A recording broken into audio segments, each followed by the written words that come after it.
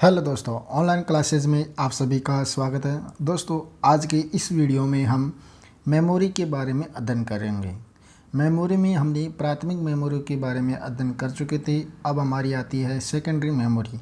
Secondary memory में हमने DVD और सीडी एंड अभी चलती है हमारी flash pen drive. Flash pen drive क्या होती है? यह डाटा को स्थानांतरण एवं संग्रहण करने के लिए एक आश्चर्यचकित करने वाली विशेषताओं से युक्त नवीनतम युक्ति यानी डिवाइस होती है, जो डाटा को स्थानांतरण एवं संग्रहण करने के लिए अब बहुत प्रचलित है। जैसे फ्लॉपी, जिप, डिस्क, सीडी आदि। प्रत्येक के साथ जो समस्याएं होती थी उनसे बढ़कर विशेष उपकरणों से बनी हुई कंप्यूटर के लिए इनका सबसे ज़्यादा उपयोग किया जाता है और इंटेलिजेंट स्टिक का उपयोग की भी इसी कंप्यूटर के साथ किया जाता है। यानी पेन ड्राइव एक छोटा सा डिवाइस होता है जिसमें आपको डाटा व सूचनाओं को संग्रहित करने के लिए बहुत सुविधाजनक होती है, क्योंकि इसमें कोई भी स्क्रैच होने का कोई भी खतरा नहीं रहता है, न ही कोई इसको कवर में रखने की कोई ज़रूरत नहीं पड़ती। आप इसको एक ऐसी सुविधाजनक है क्योंकि आप इसको कहीं पे भी जेब या पॉकेट में रख कर भी ले जा सकते हैं और हर डाटा हर कंप्यूटर में लगाने के लिए काम आती है। इसको जभी तो इसे इंटेलिजेंट स्टिक के नाम से जाना जाता है। आप इस चित्र के माध्यम से पेन ड्राइव को देख सकते हैं। ये हमारी आती है फ्लैश पेन ड्राइव।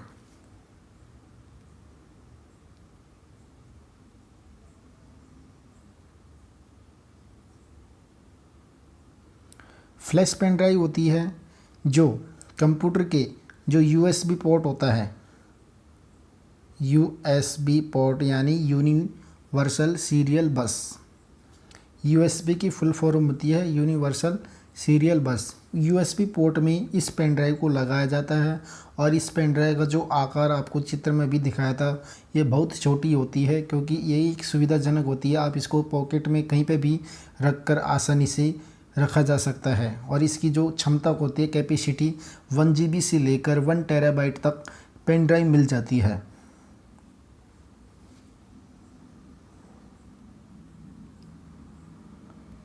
अगला हमारा आता है जिप ड्राइव। जिप ड्राइव होता क्या है?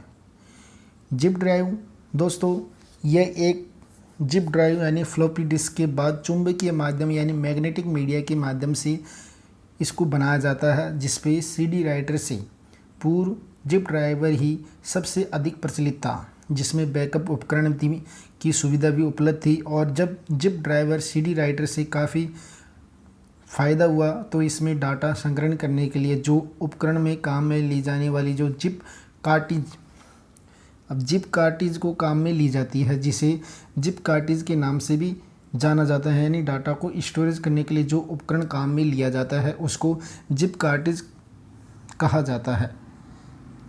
और यह जिप कार्टिज को काम में लाने के लिए इसकी सुविधा और अधिक विश्वसनीय मानी जाती है, क्योंकि जिप कार्टिज में लगभग यानी 100 MB डाटा को स्टोरेज किया जा सकता है। जो जिप कार्टिज होती है उसमें लगभग 100 MB के डाटा को स्टोरेज किया जा सकता है और इसी का जो आकार होता है वह 4 वर्ग इंच का होता है। कितने वर्ग का? 4 वर्ग इंच का होता है और जिसकी मोटाई यानी फ्लॉपी डिस्क से लगभग यानी दुगनी होती है। जो हमारी जो फ्लॉपी डिस्क होती है उससे लगभग यानी दुगनी मानी जाती है किसकी? जिप ड्राइवर की। क्योंकि जिप ड्राइवर के साथ एक समस्या रहती है, जो वर्तमान में इसको ऑपरेटिंग सिस्टम होता है हमारा कंप्यूटर का ऑपरेटिंग सिस्टम, जिसमें जिप ड्राइवर को सपोर्ट नहीं करती। जो आजकल के जो कंप्यूटर सिस्टम आते हैं उसमें जिप ड्राइवर सपोर्ट नहीं करता हमारा ऑपरेटिंग सिस्टम में। इसके कारण ये समस्या सबसे बड़ी समस्या होती है। जिप ड्राइव फ्लॉपी डिस्क से पहले की होती है, जो जिसमें चुंबकीय मैग्नेटिक मीडिया का उपयोग किया जाता था और इसको जिप ड्राइवर को यानी सबसे अधिक प्रचलित यानी इसलिए थी क्योंकि इसमें एक बैकअप की सुविधा थी। किसकी? बैकअप की सुविधा थी। और जब इस जिप ड्राइवर की जगह सीडी राइटर से काफ़ी फ़ायदा मिला तो इसमें डाटा को स्टोरेज करने के लिए काम में लिए जाने लगा। और जब इसको जिप ड्राइवर को काम में लेने के लिए हमें जिप कार्टिज को डाटा स्टोरेज करने के लिए काम में लिया जाता है, इसलिए इसे जिप कार्टिज कहा जाता है। और इसकी अधिक सुविधाजनक भी थी, क्योंकि जब जिप कार्टिज में 100 MB तक के जो डाटा होते हैं उनको संग्रहित करने के लिए इसका काम में लिया जाता है। और ये आकार में यानी 4 वर्ग इंच इसका जो आकार होता था, और जिसकी मोटाई यानी लगभग यानी फ्लॉपी डिस्क से 2 गुनी होती थी। बस इसकी सबसे बड़ी समस्या ये है कि क्योंकि वर्तमान में जो हमारे ऑपरेटिंग सिस्टम चल रहे हैं उसमें जिप ड्राइवर को सपोर्ट नहीं मिलता है। आप इस चित्र के माध्यम से जिप ड्राइवर को देख सकते हैं। ये हमारी जिप ड्राइवर है, फ्लॉपी डिस्क जैसी है।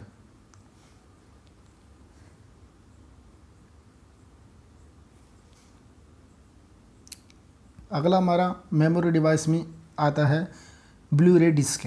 अब ब्लू रे डिस्क होता क्या है? ब्लू रे डिस्क यानी ये भी एक CD और DVD के जैसी होती है, क्योंकि यह एक ऑप्टिकल डिस्क के माध्यम से बनाई जाती है। क्या होती है? यह एक ऑप्टिकल डिस्क होती है, क्योंकि यह CD और DVD जैसी ही होती है। जब इसकी जो भौतिक विशेषताएं यानी DVD और CD के समान ही दिखाई देती है, आपको ये ब्लू रे डिस्क होती है वो CD के या DVD के बराबर जैसी दिखाई देती है, क्योंकि ये एक ऑप्टिकल डिस्क होती है। और जब इस ब्लू रे डिस्क में जो डाटा को स्टोरेज करने की जो क्षमता होती है वो 25 GB प्रति सिग्नल लेयर और 50 GB ड्यूअल लेयर होती है। यानी इस डिस्क में 2 लेयर होती है, एक तो 25 GB प्रति सिग्नल लेयर और 50 GB ड्यूअल लेयर। 2 लेयर से बनी हुई कौन सी होती है? ब्लू रे डिस्क होती है, जिसमें कैपेसिटी आपको हमने बताया था 25 GB तक डाटा को प्रति सिंगल लेयर के साथ इसको डाटा को स्टोरेज करने काम आती है। और 50 GB जो डायल यानी लेयर होती है उसमें डाटा को स्टोरेज करने के लिए काम आती है। ब्लू रे डिस्क को हम पढ़ने के लिए ब्लू वायलेट लेज़र का उपयोग किया जाता है। जब हमारा जो कोई डाटा इसमें स्टोरेज होता है उसको पढ़ने के लिए हमारे जो ब्लू रे डिस्क के जो डाटा होते हैं उसको पढ़ने के लिए यानी ब्लू वायलेट को प्रयोग किया जाता है। ब्लू लाइट लेज़र का प्रयोग किया जाता है। किसका? ब्लू वायलेट लेज़र का प्रयोग किया जाता है। जब इसके जो ब्लू रे डिस्क के जो डाटा होते हैं उसको पढ़ने के लिए ब्लू रे वाइट लेज़र का उपयोग किया जाता है। इसी कारण इसका नाम ब्लू रे डिस्क पड़ा है। क्या पड़ा है? इसी के कारण इसको जो ब्लू वायलेट लेज़र का उपयोग किए जाने के कारण इसका नाम ब्लू रे डिस्क पड़ा है। और इसका जो मुख्य उपयोग यानी जो ब्लू रे डिस्क होती है जिसका उपयोग हाई डेफिनेशन वीडियो गेम्स और अन्य डाटा को स्टोरेज करने के लिए ब्लू रे डिस्क का प्रयोग किया जाता है। हाई डेफिनेशन जो वीडियो HD वीडियो को, video game, full HD 4K video को स्टोरेज करने के लिए यानी और हमारी जो डाटा व अन्य सूचनाओं को जो ज़्यादा MB की होती है उनको स्टोरेज या संग्रहित करने के लिए ब्लू रे डिस्क का प्रयोग किया जाता है। आप इस चित्र के माध्यम से ब्लू रे डिस्क को देख सकते हैं। ये CD के जैसी ही दिखाई देती है।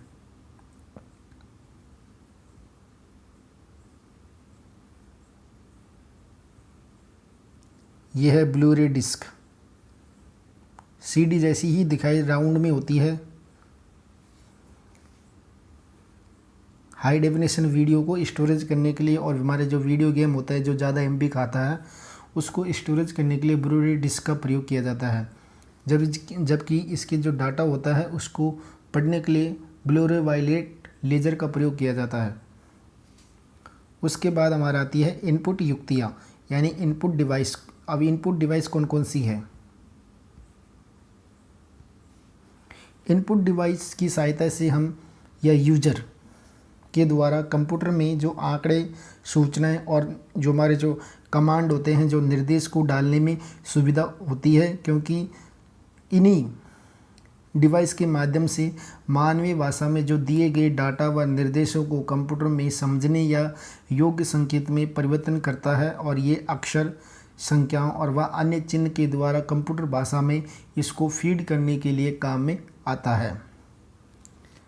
इनपुट डिवाइस जो होता है हमारा जो कंप्यूटर में आंकड़े, सूचनाएं और हमारे जो निर्देश को डालने के लिए इनपुट डिवाइसों का प्रयोग किया जाता है। और मानवीय जो भाषा होते में जो दिए गए डाटा, आंकड़े व निर्देश को कंप्यूटर में समझाने के लिए योग्य संकेतों को परिवर्तित करने के लिए हम अक्षरों, संख्याओं और वस्तु चिन्हों के माध्यम से कंप्यूटर की भाषा में इन इनपुट डिवाइस के माध्यम से कमांड देते हैं यानी निर्देश देते हैं। जैसे 0 और 1 के रूप में इनको कमांड के रूप में देते हैं। किसके रूप में? 0 और 1 के रूप में इनको कमांड के रूप में देते हैं। और जब कंप्यूटर इनको समझकर उनको डिस्प्ले के रूप में यानी डाटा प्रोसेसिंग संभव हो पाता है, फिर उनको हमारे सामने डिस्प्ले पे आउटपुट के रूप में दिखाई देता है। तो इसलिए हमारे जो इनपुट डिवाइस होते हैं वो आंकड़ों व निर्देशों को कंप्यूटर तक ले जाने का कार्य करते हैं और आंकड़ों व मशीनों को मशीनी भाषा में परिवर्तन करने के लिए इनका प्रयोग किया जाता है। किसका? इनपुट डिवाइसों का प्रयोग किया जाता है। सबसे दो फैक्ट ये है कि आंकड़े व निर्देश को कंप्यूटर तक ले जाने का कार्य और आंकड़े व निर्देश को मशीनी भाषा में परिवर्तन करने के लिए इनका प्रयोग किया जाता है। इनपुट डिवाइस उतनी पुरानी है जितनी कि कंप्यूटर, किंतु साथ यानी समय के साथ साथ इनमें भी खूब परिवर्तन देखने को मिलता है। अब इनपुट डिवाइस कौन कौन सी होती है? इनपुट डिवाइस में यानी समय के साथ परिवर्तन हुआ है और यह कंप्यूटर जितना पुराना होता है उतनी ही कंप्यूटर डिवाइस यानी इनपुट डिवाइस पुरानी थी, क्योंकि ये समय के साथ साथ परिवर्तन हुआ था। जैसे आज के दौर में कीबोर्ड एक हमारा इनपुट डिवाइस होता है। कीबोर्ड होता है, माउस होता है, स्कैनर होता है, जॉयस्टिक होता है जो हमारे गेम खेलने के लिए काम आता है, लाइट पेन होता है, ऑप्टिकल मार्क रीडर होता है, OMR यानी जो हमारे OMR शीट को पढ़ने वाली मशीन, ऑप्टिकल कैरेक्टर रीडर होता है, OCR भी होता है। और इनके माध्यम से हम इनपुट कंप्यूटर में देने का कार्य करते हैं। तो इनपुट डिवाइस कौन कौन से हो गए? Keyboard, mouse, scanner, joystick, light pen, optical mark reader और optical character reader OCR। OCR की फुल फॉर्म होती है ऑप्टिकल कैरेक्टर रीडर और OMR की जो फुल फॉर्म होती है वो ऑप्टिकल मार्क रीडर होती है, यानी OMR की। OMR की तो ऑप्टिकल मार्क रीडर होती है और OCR की ऑप्टिकल कैरेक्टर रीडर। ये फुल फॉर्म आपके एग्ज़ाम में ज़रूर पूछे जाते हैं। ये दोनों इनपुट डिवाइस होती है। अब इनपुट डिवाइस में सबसे पहला आता है हमारा कीबोर्ड। अब कीबोर्ड कैसा है? आपको कीबोर्ड चित्र के माध्यम से इसमें दिखाई दे रहा होगा कि कीबोर्ड हमारा ऐसा दिखाई देता है। और आजकल आपने भी देखा होगा कीबोर्ड कैसा दिखाई देता है, क्योंकि कीबोर्ड का सर्वाधिक प्रयोग होने वाला इनपुट डिवाइस है। यानी कंप्यूटर में सबसे ज़्यादा इनपुट डिवाइस के रूप में सबसे ज़्यादा कीबोर्ड का प्रयोग किया जाता है, जो ये सबसे महत्वपूर्ण होता है, क्योंकि यह एक तरह से एक टाइपराइटर का संशोधित रूप यानी कुंजिया की संख्या टाइपराइटर से अधिक होती है। बस सामान्य रूप से ये एक टाइपराइटर होता है हमारा, उसके रूप में कीबोर्ड का प्रयोग किया जाता है, क्योंकि इसमें जो सामान्य जो संख्या होती है कीबोर्ड में, जो बटनों की संख्या होती है वह 101 से लेकर 108 तक होती है। कितने? 108 से लेकर 108 तक होती है। 101 से लेकर 108 तक कीबोर्ड की संख्या यानी जो हमारे बटन होते हैं टोटल उनकी संख्या होती है। और कीबोर्ड पर जो सभी अक्षर होते हैं वो एक करैक्टर के रूप में दिखाई देते हैं और संख्या होती है 0 से 1 तक संख्या होती है इसको, और ये जिनके द्वारा हम इनपुट को कंप्यूटर में लोड करने का काम आता है।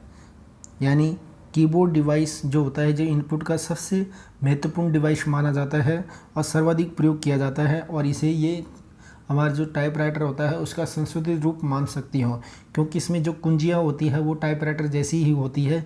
0 से 9 तक इसमें जो गिनती की न्यूमेरिकल कुंजी होती है, स्पेशल कीज होती है, ये सब हम आगे पढ़ेंगे। तो हमारे कीबोर्ड में कुल जो संख्या होती है वो 101 से लेकर 108 तक होती है। कितनी? 101 से लेकर 108 तक होती है। आप इस चित्र के माध्यम से कीबोर्ड को देख सकते हैं। ये हमारा न्यूमेरिकल की यानी जो स्पेशल कीज होती है, ये हमारा करैक्टर कीज होती है, अल्फ़ाबेट वाली कीज होती है। कौन सी? अल्फ़ाबेट कीज होती है। ये हमारी स्पेशल कीज होती है, ये हमारी न्यूमेरिकल कीज होती है, और ये हमारी स्पेस कीज होती है। ये हमारा एंटर कीज होती है, और ये हमारा एरो कीज होती है। कौन सी? एरो कीज होती है। इन कीज के बारे में हम आगे वीडियो में अध्ययन करेंगे। फिलहाल आप इस चित्र के माध्यम से कीबोर्ड को देख सकते हैं।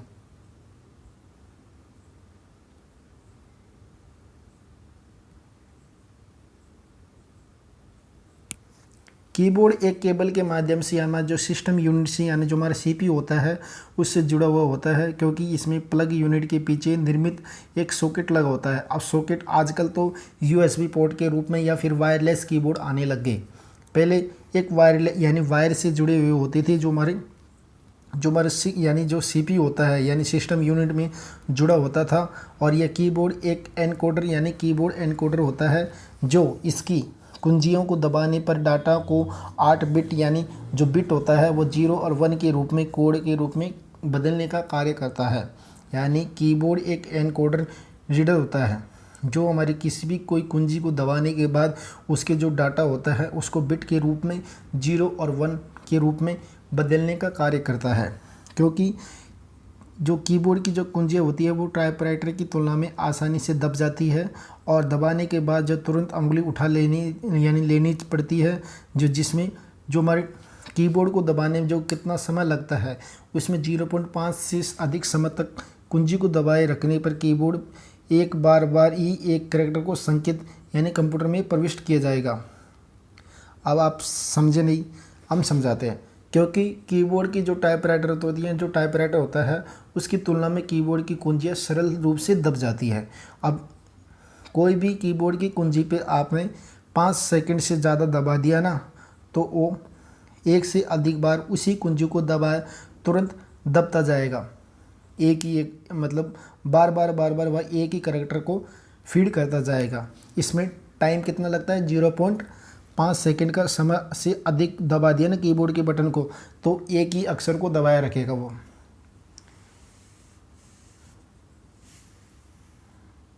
तो इसीलिए एक ही कैरेक्टर को संकेत के रूप में प्रविष्ट करता है और स्क्रीन पर वही कैरेक्टर अनेक बार प्रदर्शित होता जाएगा।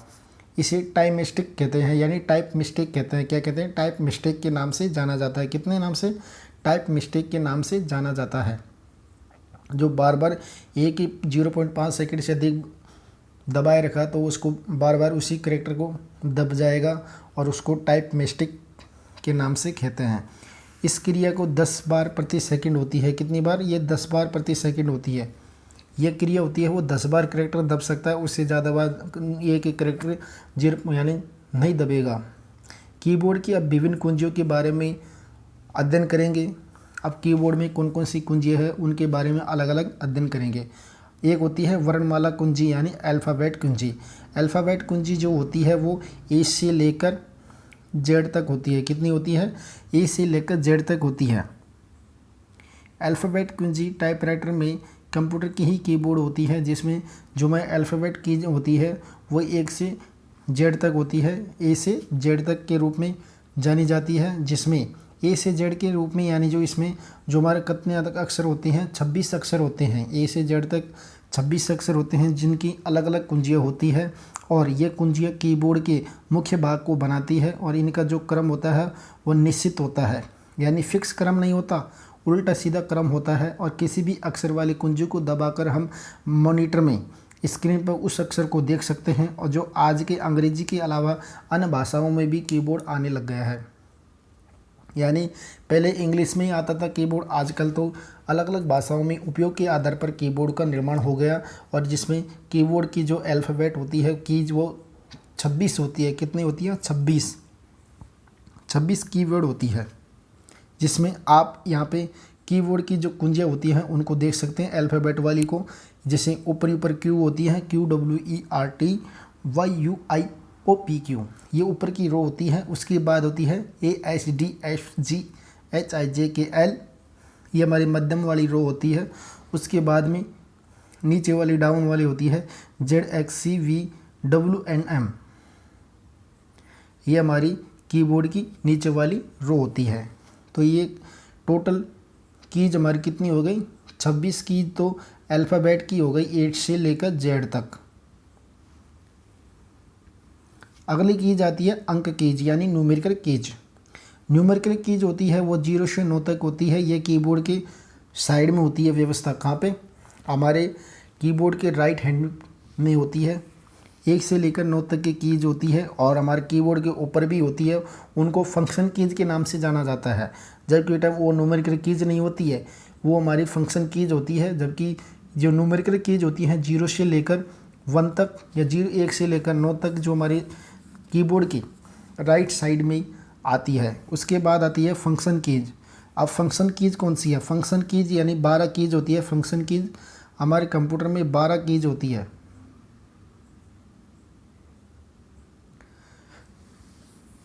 कंप्यूटर की जो कीबोर्ड होता है उसमें फंक्शन कीज यानी सबसे ऊपरी भाग वाली होती है। F1 से लेकर F12 तक 12 कीज होती है। कितनी होती है?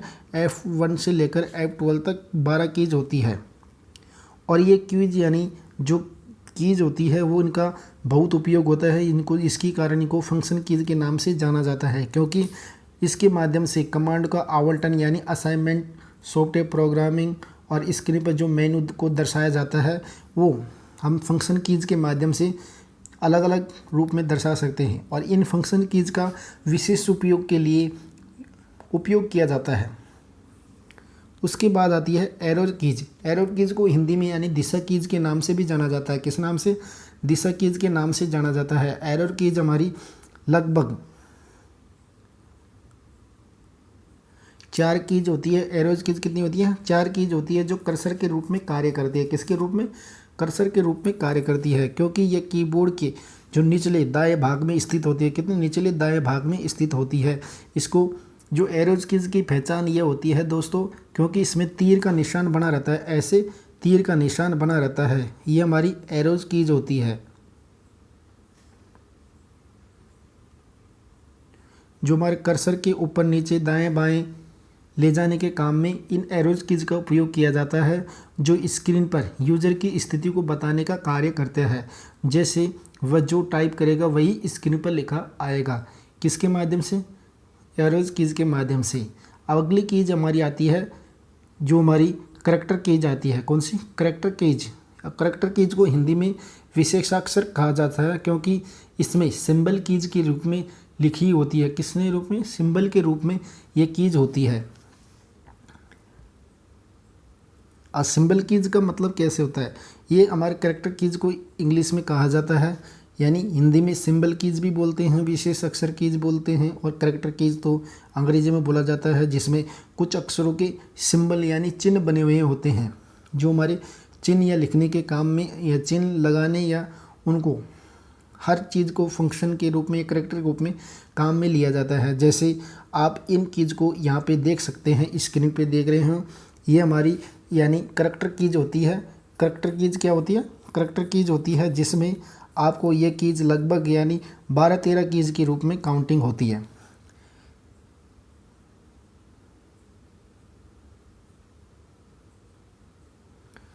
Multiple, subscription, division, inverted comma, comma, less than, greater than, less than, at the rate, ये वगैरह हमारी क्या होती है? ये विशेष अक्षर वाली कीज होती है, जो करैक्टर कीज के रूप में जानी जाती है।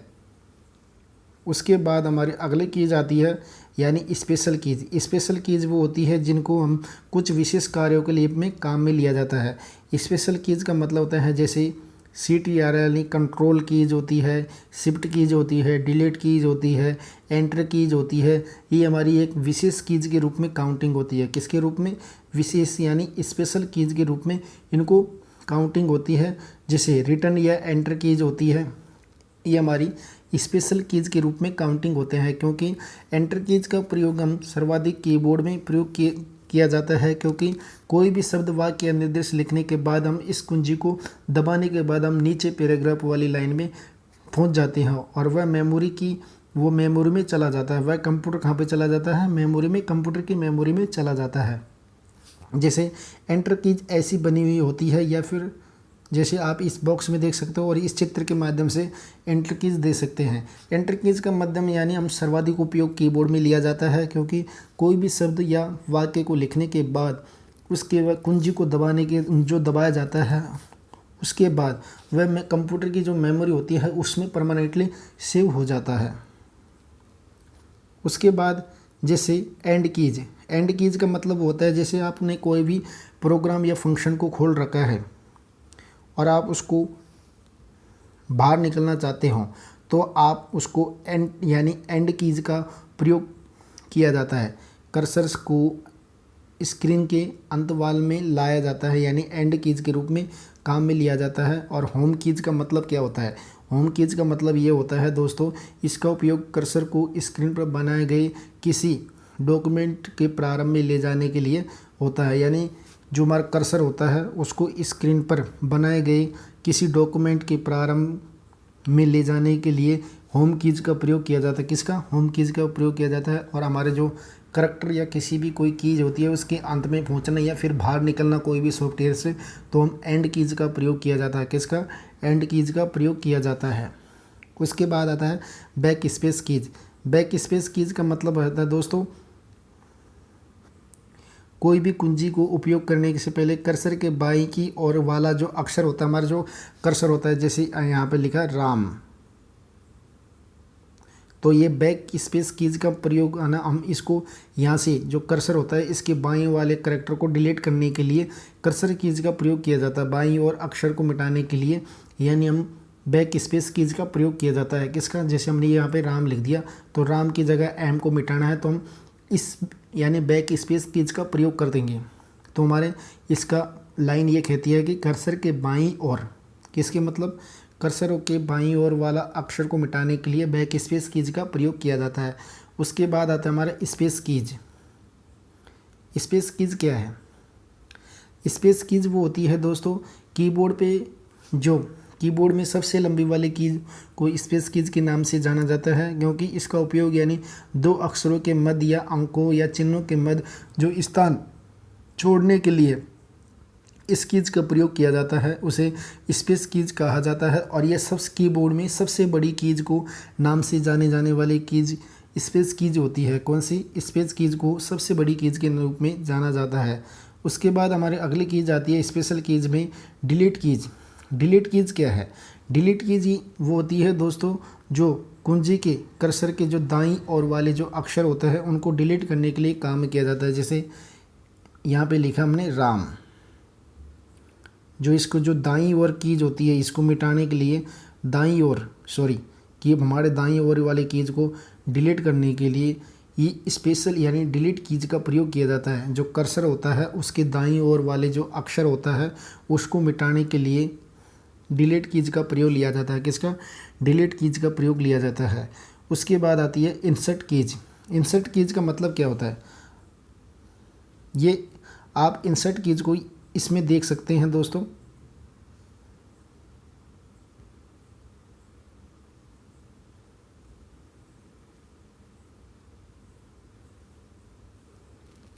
इंसर्ट कीज ये दो अक्षरों के मध्य वाले जो कोई अक्षर को डालने के काम में ली जाती है, यानी इंसर्ट कीज का प्रयोग हम दो अक्षरों के मध्य में कोई भी अक्षर डालने के लिए काम में ली जाने वाली कीज को इंसर्ट कीज के नाम से जान सकते हैं।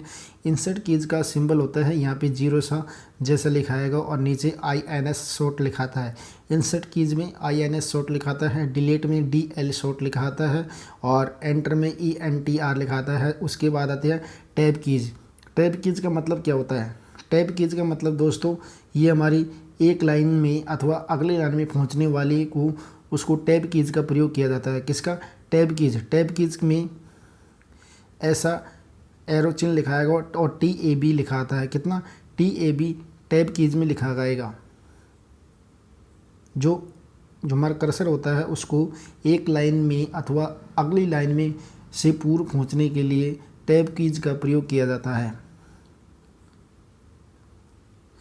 और टैब कीज के माध्यम से ही जो अगली लाइन में पहुंचने के लिए एक निर्धारित स्थान तक ही लेकर जाता है। इसका एक निर्धारित मान होता है। कितना? एक निर्धारित मान होता है। आप इस चित्र के माध्यम से टैब कीज को देख सकते हैं। उसके बाद हमारा आता है एस्केप कीज। एस्केप और ECE एस्केप कीज क्या होती है?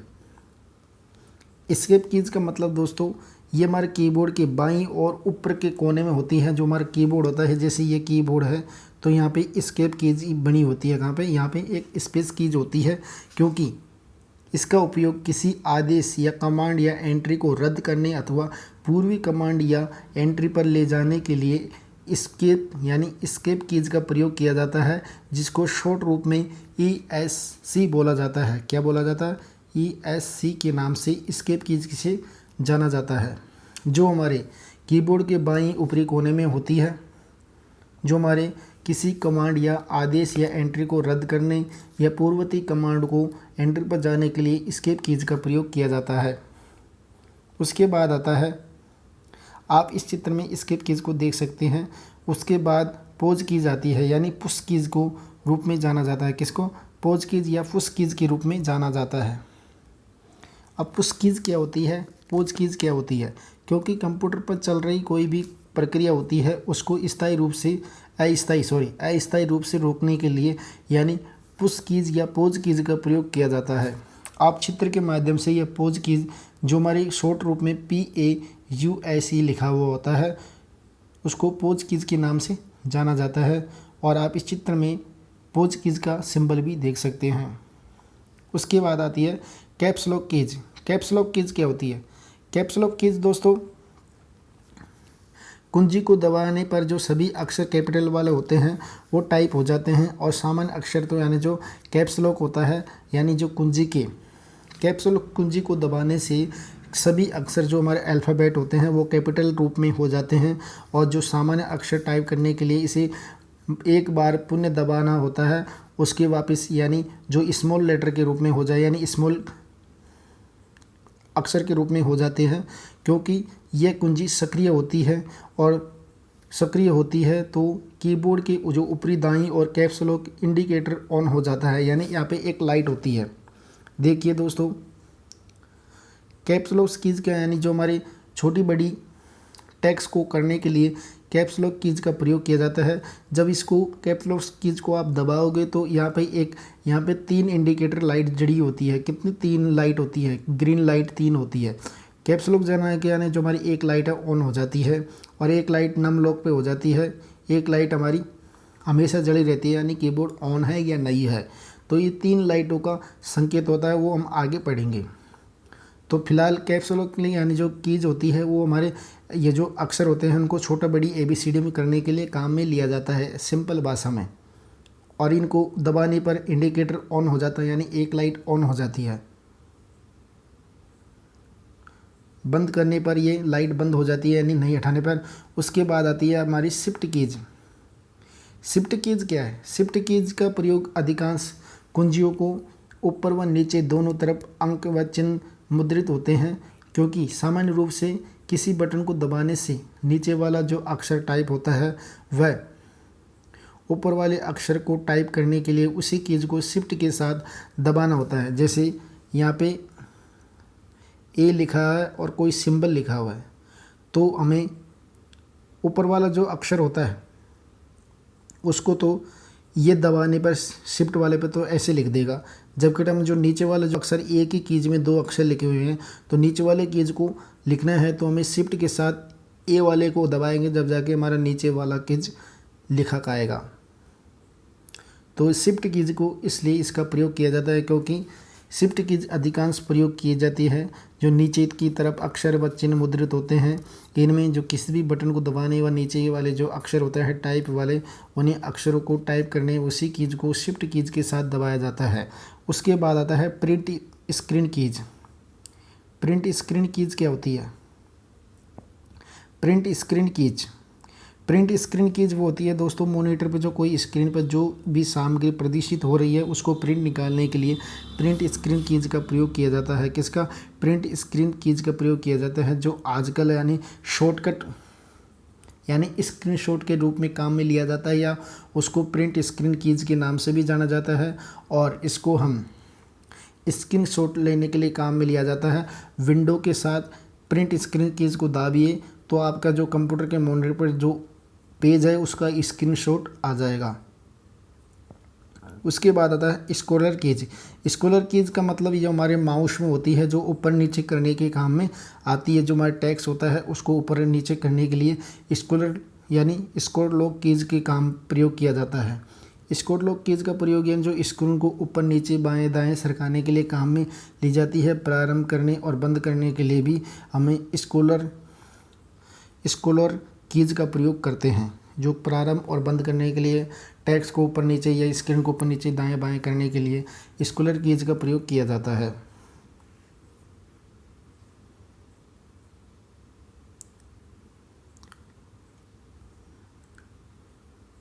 उसके बाद हमारा आता है पेज अप व page down keys. Page up व पेज डाउन कीज क्या होती है?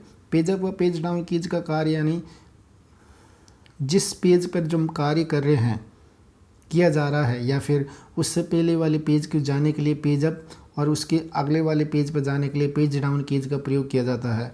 यानी जिस पेज पर हम कार्य करने जा रहे हैं उससे पहले वाले पेज पर जाने के लिए पेज अप का प्रयोग किया जाता है। किसका? पेज अप का प्रयोग किया जाता है। और उससे अगले वाले पेज पे के लिए जाने के लिए हमें पेज डाउन कीज का प्रयोग किया जाता है। किसका?